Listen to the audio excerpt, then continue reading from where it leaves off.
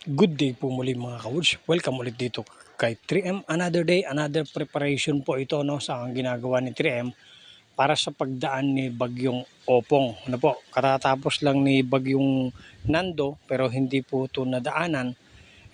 Dito naman po babawi si Bagyong Opong para manira ng kung anumang mga kabuhayan ng mamamayan dito sa lugar ni 3M.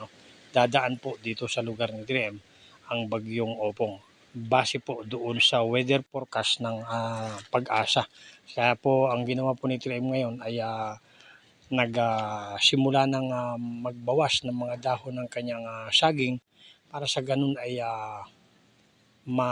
meron ng konting preemption, kasi the more po na maraming dahon mas lalo niyang maitutumba yung mga puno ng saging. Dahil pag natumba po ang mga puno ng saging ay talaga namang pong isang taon ulit tayo mag-aantay. Kaya po pinapangunahan na ni 3M ang paghahanda. So ayan po sa inyong nakikita binabawasan po. Hopefully po ay magbago ang direksyon ni Opong para sa ganun ay hindi naman makaapekto sa nakararaming mamamayan at meron ng perwisyo na may dudulot.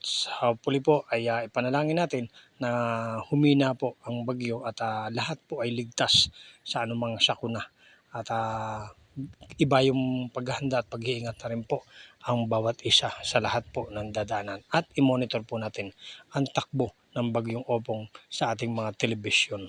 Kaya po muli, paalala po ni 3M, mag-ingat po at kung meron po kayong mga naimbak na pagkain noong nakaraang September 21, yan po ay magagamit natin pa rin ngayon.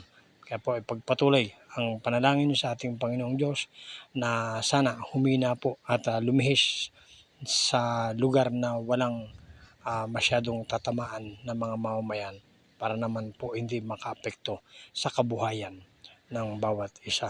Yan po. Kaya po, prepare po tayo. Kailangan lang po natin ay sipag at tiyaga. Yan po. So, handang-handa na po tayo. Dapat sa anumang unos na dadaan. Gabi o araw. Maraming pong salamat sa inyo.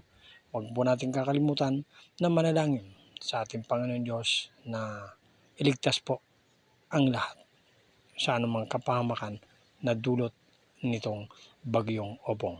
Maraming salamat po sa inyong lahat sa panonood. Shoutout po sa lahat ng followers, shoutout po sa lahat ng viewers.